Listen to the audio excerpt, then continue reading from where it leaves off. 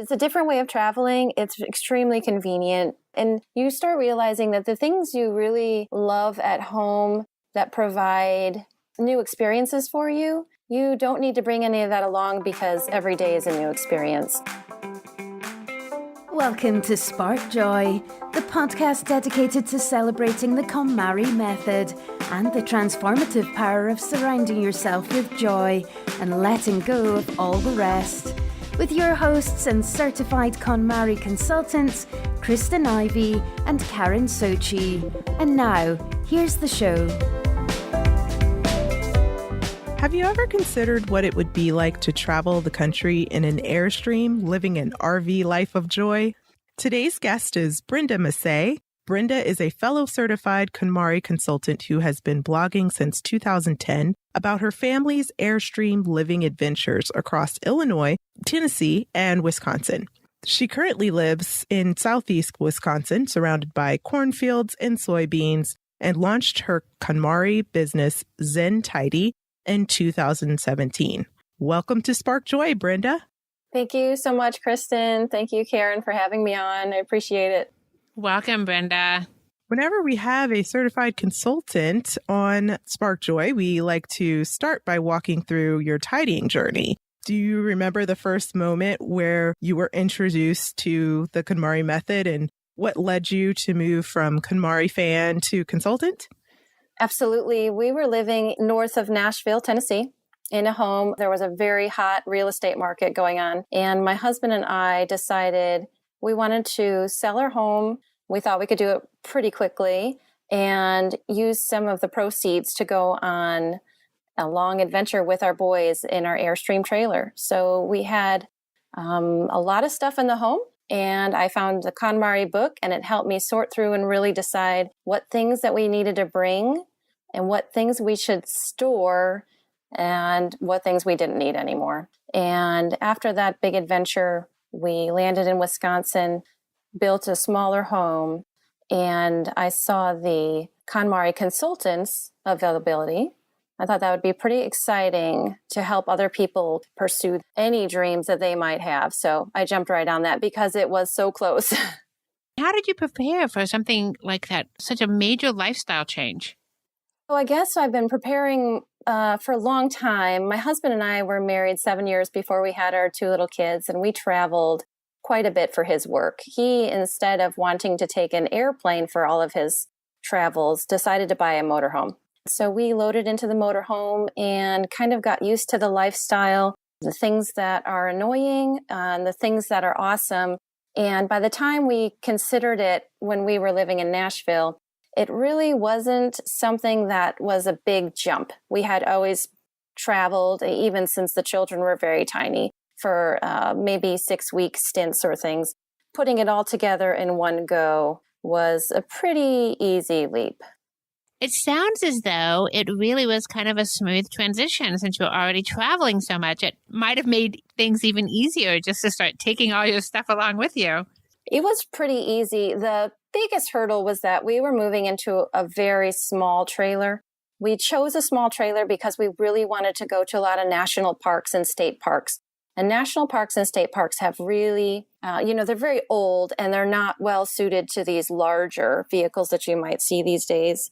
So we wanted to really hone down and be able to be agile. So the biggest tragedies we had were sorting for lots of different types of weather, making sure the four of us had a pair of muck boots and a pair of winter boots and then a pair of sandals.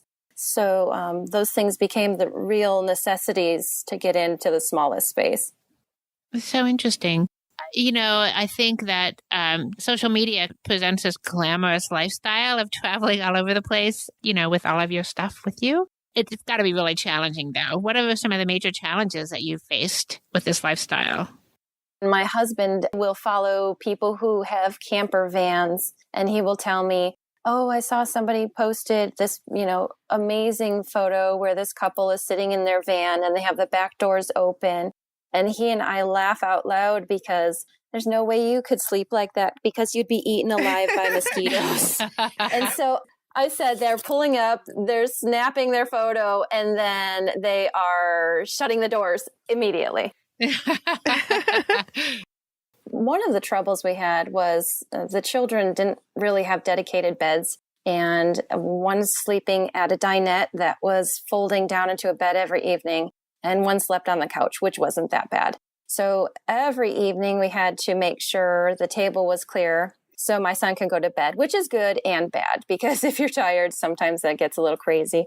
I don't think the space is really a big issue. We were kind of used to living small, and I did want something small to force us to be outdoors. So I guess maybe when we ran into bad weather, we were in the Everglades, and there were so many mosquitoes that we could hardly get outside. We were there several days, and we ended up stuck in the camper for many, many days. That maybe wasn't the best part.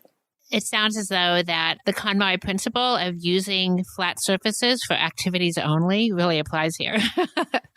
Definitely. There were times it was challenging because my sons wanted to play with their Legos, and then Lego creations are really hard for them to tear down. So sometimes we would tuck them underneath the dinette so that we could bring them up in the morning again.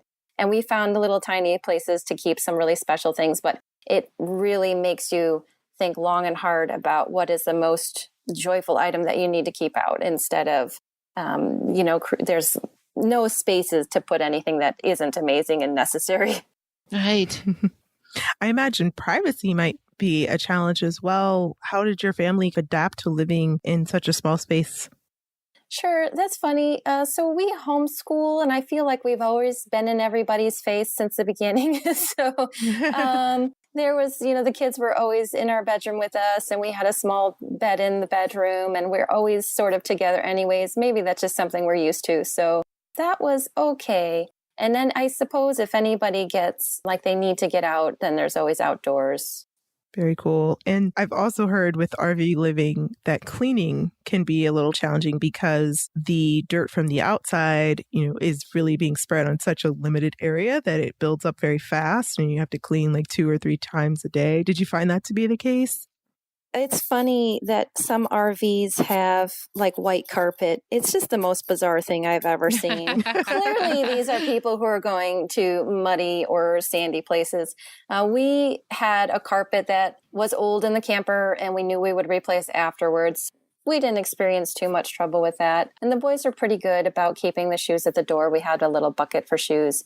But the awesome part about cleaning an RV is it would take less than an hour to clean from top to bottom because it's so tiny. So I think the biggest trouble I had was with little items that the boys wanted to keep. Maybe they were starting a collection of rocks, or maybe a little collection of acorns that they were finding. And there's not a lot of empty space inside anyways, so we would try to allocate new areas for that. But as far as dirt cleaning, I think that if you keep up on it, it's okay. We did have a vacuum, and actually the camper is so small that it's so easy to clean really rapidly before you move on. And then, of course, the other issue is electricity. I mean, you're not going to be vacuuming if you don't have a hookup. Mm-hmm. Sure. And how does that work? Are you connected to local utility in some way? Sure. So every time you stop and camp for the night, you would plug into a box, get your electricity for the evening. I would usually vacuum and clean up right when we got there, just so I knew it was done before we headed out. And some nights you're not going to hook up to any electricity, so you're just going to have to tidy the best you can and vacuum the next day. Cool. And I have to ask about cooking and then the facilities, bathroom and such. How does that work? I wonder if I'm specially made for it or not, but I think it's fantastic to have one shower for everyone because I only had to clean one shower. We only could have 2 pans for cooking, so we only had to clean 2 pans. That I thrive on, but maybe not everybody so much. And for someone who's looking to simplify and shrink their living space into either a tiny home or an RV, do you have some practical steps that they should consider? Well, the first thing I would say is definitely think necessity before you think anything else. Definitely, when I was getting ready for our trip, I had a bookshelf in my hallway, and I would carry items there that I was pretty certain was going to go with us. And I would continue whittling through our items, keep carrying things over that I was fairly certain would go. And then at the end, I looked at that big pile and decided which of these are the true necessities, started loading those first, and then whittling away space after that. So how has being in an RV, how did it impact you setting up your KonMari consulting practice? Sure. So I know what it's like to live with less, and I like to encourage people to think about that. Sometimes people think that it may be too hard, but I think if you can get through a day with a little bit less, then you can get through a day. Why not try another? And if you can get through a week, why not try another week? And if you can get through some weeks, you can get through some months and years. So I think it's just starting with that first day and really trying to decide if it's something that you do need long-term or not. If you can get along without it for a little while, you sure can go a long while. And you're currently fixed in Wisconsin in a non-mobile living situation, correct? We are, absolutely. We live in a home that's just about 1,300 square feet. And you built that home while you were living in the Airstream. We absolutely did. We were super motivated to get it done before the winter time. We moved in November. And it's a 2-bedroom house with a big great room. And I have a special fancy hallway that has cubbies all the way down. So all my stuff is stored in one location. We were allowed to build everything in the structure besides installing the electricity, the HVAC system, and the plumbing. Very cool. And how long did it take you? So I think it was about 5 or 6 months. It was pretty rapid. I think our full-time job and full life revolved around heading to the lumber yard and spending lots and lots of times at the hardware store. And my children got to a point where they were really, really ready to not be there anymore. We sort of lived that and breathed that every moment of our lives until we moved into the house. Did you have any experience building before, or is that something you just learned as you went? We had done a remodel in one home. My husband is extremely handy, and we're sort of the people that feel like, let's just go for this and try it and make it happen. Very cool. You guys sound like really hands-on people. This is amazing. Thinking into the future, do you anticipate that the urge and the desire to go back out on the road again and the kind of the RV life will strike? Or what do you see yourself doing in 5 to 10 years?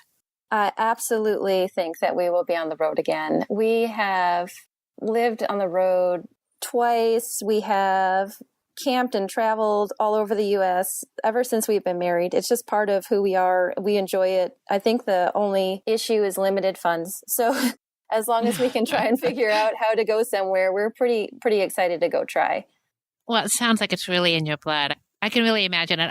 I think that for myself, I would love to see a lot more of the country, but I don't know that I could do it in an RV. I'm kind of a hotel kind of person, but it sounds like it would be a lot of fun for at least a while.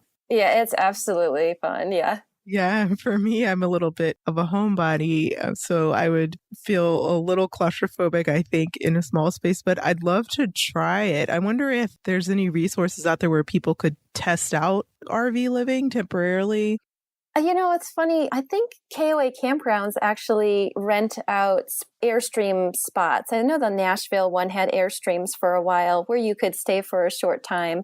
And you can definitely rent RVs and go on tours for, whatever duration of time. It's something to try. It's a different way of traveling. It's extremely convenient. And you start realizing that the things you really love at home that provide new experiences for you, you don't need to bring any of that along because every day is a new experience. So what I mean by that is books and board games and hobbies all kind of fade to the back when you're on the road because you have new vistas every day and you're walking in new places, even new grocery stores. It's just constantly new. Were there things that you missed a lot by not having, kind of a more traditional home? The one thing that I missed was my sewing machine. That's the one thing I couldn't bring along that I really wished I could have. I did transfer to knitting for a while before, so it's pretty good to just do some knitting while we were camping. And I do a lot of reading, but I kept the books pretty slim because we didn't have a ton of room. But I remember hugging my sewing machine when I unpacked it in the house. And the other thing I absolutely jumped for joy about was having a washing machine, my very own washing machine again, because we were in so many places where I would sit and pay umpteen dollars to wash our clothes. It was so frustrating, but it's part of the adventure. Adventure, it definitely is. Well, Brenda, we can't let you go without asking you your favorite tidying tip, of course, being a fellow consultant. So my favorite tidying tip is get a library card.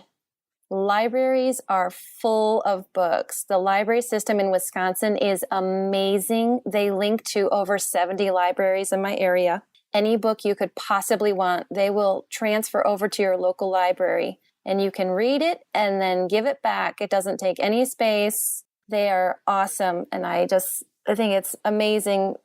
Instead of having a whole bookshelf of books, I can just keep transferring over and over. And I have space for one book or usually 30, I think I get at a time. Yeah, I have my library essentially stored above my cabinets in my kitchen, in that weird space that's like always about a foot or two above your cabinet. I don't put any like fake plants or things up there. I just put my books. It's worked out pretty well. They're stored in my kitchen, tucked away. I don't live in an RV, but I definitely live in a small space. So you have to get creative, right? You have to get creative. Yeah, absolutely. Yeah, and I love my library as well. We've got some great libraries here in Chicago. I've enjoyed exploring many. Then you save a lot of money that way, just renting books instead of owning them. Absolutely. And movies and music, there's so much available there. And even with homeschooling my children, we have new topics we're speaking about every week. And there's just so many great books people are constantly churning out. We always appreciate going to the library and that they store it all for me. We ask all of our guests at this very moment, what is sparking the most joy for you? We talked about things I missed when I was on the road, and I have to add now, because this is sparking the most joy for me now, growing my own garden. So right now I'm growing potatoes for the first time. The Wisconsin soil is amazing and has been awesome here. And so my garden has been big joy, except for the weeds right now. Yeah, that's one thing that I have to say that I miss a great deal about living in the city and not even having a balcony is, especially this time of year, the garden. Sure. So I completely get that. And Brenda, any parting words of wisdom for our listeners? If someone was thinking about RVing, just go for it. You can learn on the road. There's going to be disasters, but that's all part of the learning process. And it doesn't mean that it's a fail. It just means next time you're going to know what to do and you can move on. There's so many wonderful national parks in our country. There's so many wonderful state parks in this country. There's so much variety. I would definitely say travel over the road if you could. Beautiful. Sounds great. It sounds like a great way of life. It definitely sounds tempting. It sounds like it's a very charming thing to do. So it's really great to hear your story. Thanks so much for joining us, Brenda. Thank you so much. Thank you. To connect with Brenda, you can visit zentidyhome.com and follow her on Instagram at Zen Tidy. So now we want to hear from you. Tell us your burning tidying questions or share stories about how KonMari has impacted your life. You can find us at sparkjoypodcast.com and click Ask Sparkjoy to leave a question or comment for a chance to be featured on next week's show.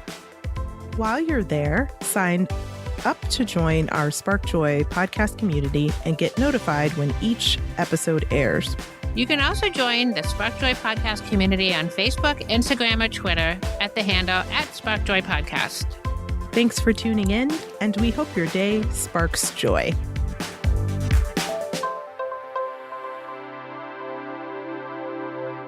Thank you for listening to Spark Joy with your host Kristen Ivy of For the Love of Tidy in Chicago and Karen Sochi of the Serene Home in New York City.